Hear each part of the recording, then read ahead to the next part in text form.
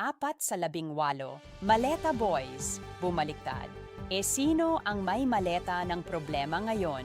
Mga ka-trendline, huminga muna tayo ng malalim kasi itong Maleta Boys saga natin parang teleseryeng ayaw matapos.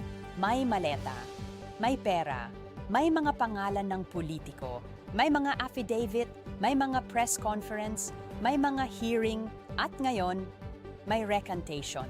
4 sa 18 tinaguriang Maleta Boys ang umano'y bumabawi sa kanilang mga naunang alegasyon. Ay nako, kung pelikula ito, nasa part na tayo kung saan biglang sasabihin ng character, Direk, mali pala ang script. At ang tanong ngayon, kung ang ilan sa mga pangunahing testigo ay bumabawi sa kanilang mga sinabi, ano ang ibig sabihin nito sa buong kwento? Diyan tayo dapat mag-focus, hindi sa kung sino ang pinakamasarap sisihin. Hindi rin sa kung sino ang pinakamasarap pag-initan sa ebidensya. Maraming nadawit. Bakit parang isang tao lang ang laging naka-close up? Sa orihinal na mga alegasyon, hindi naman iisang pangalan lamang ang lumutang. May mga alegasyon laban kay Pangulong Ferdinand Marcos Jr., dating Speaker Martin Romualdez, Zaldico, at iba pang personalidad. Kaya kung ngayon ay may mga testigong bumabawi sa kanilang mga sinabi, ang logical question ay, kung questionable ang credibility ng kanilang testimonya, hindi ba dapat pare-parehong suriin ang epekto nito sa lahat ng kanilang idinawit? Hindi pwedeng ganito. Nung sinabi nila, credible sila. Tapos ngayon, binaligtad nila? Credible pa rin sila pero iba na ang meaning. Parang exam na kahit anong sagot mo, mali ka pa rin. A, mali. B, mali. C, mali. D, congratulations, ikaw ang suspect. Hindi ganoon dapat gumana ang due process. At dito papasok ang pinakamalaking problema, credibility. Ayon sa mga ulat, sinabi ng NBI Director na may 4 nang nagpapahiwatig na nais bawiin ang kanilang mga naunang testimonya at posible pang dumami. Reddit. Samantala, ang DOJ ay nag-file na ng mga kaso laban sa 18 Maleta Boys at kay lawyer Levito Baligod, kabilang ang perjury at cyberlibel. Philippine News Agency. Kaya ngayon, may napakasimpleng tanong. Kung nagbago ang testimonya ng testigo, alin ang dapat paniwalaan? Ang unang affidavit? Ang bagong affidavit? O baka kailangan muna nating malaman kung alin talaga ang may independent evidence? Dahil sa korte, hindi naman pwedeng, Your Honor, dati po sinabi ko ito? Tapos ngayon, iba na po. Pero pareho pong totoo. Your Honor, anak, pumili ka muna, hindi ito buffet. Benefit ay hindi katumbas ng proof. Ito ang isang bagay na kailangang paulit-ulit nating sabihin. Ang pakinabang sa pagbagsak ng isang alegasyon ay hindi automatikong patunay na ikaw ang gumawa ng paraan para bumagsak ito. Kung napawalang bisa o humina ang isang akusasyon at maraming tao ang nakinabang, hindi ibig sabihin na ang taong isa sa mga nakinabang ang siyang nagmanipula nito. Kung ganoon ang logic, kapag may nanalo sa loto, automatic suspect ang lahat ng hindi nanalo. Hindi naman ganoon. Sir, ikaw ang nakinabang. Bakit?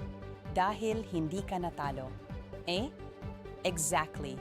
Suspicious. Hindi sapat ang motive o benefit para maging ebidensya ng aktwal na ginawa ng isang tao. Kailangan ng proof. At dito ako napapaikot sa prejudgment. Kung ang isang testigo ay unang nag-akusa kay Martin Romualdez, natural na susuriin ang alegasyon. Pero kung ang parehong testigo ay bumabawi na ngayon sa kanilang pahayag, dapat ding suriin kung ano ang epekto nito sa credibility ng kanilang original testimony. Hindi pwedeng ang logic ay itinuro ka araw evidence laban sa'yo. Binawi ang pagturo araw, suspicious ka pa rin. Bakit? Kasi baka ikaw ang dahilan kung bakit binawi. Ay wow! Kung ganoon, parang may ending na bago pa nagsimula ang investigasyon. Ang tamang prinsipyo dapat, follow the evidence. Hindi, follow the favorite suspect. Magkaiba po iyon. Pero fair lang tayo, hindi rin exempted si Martin. At para hindi tayo mapagkamalang fan club ng kahit sinong politiko, hindi ibig sabihin nito na dahil bumaligtad ang 4 na testigo, automatic cleared na si Martin Romualdez, hindi rin ibig sabihin na sarado na ang kaso. Kung may ebidensya laban sa kanya, bank records, messages, documents, transaction trails, credible witnesses, CCTV, financial records, o kahit anong independent corroboration, ilabas. Imbestigahan. I-prove. Kung may sala, panagutin. Kung walang sala, linisin ang pangalan. Simple. Hindi naman kailangang maging rocket scientist ang investigasyon. Evidence arrow investigation, arrow conclusion. Hindi. Conclusion arrow, target arrow, hanapan ng evidence. Kasi kapag baliktad ang proseso, hindi na investigation ang tawag doon. Fanfiction na may subpena. Ang pinakamalaking tanong ngayon.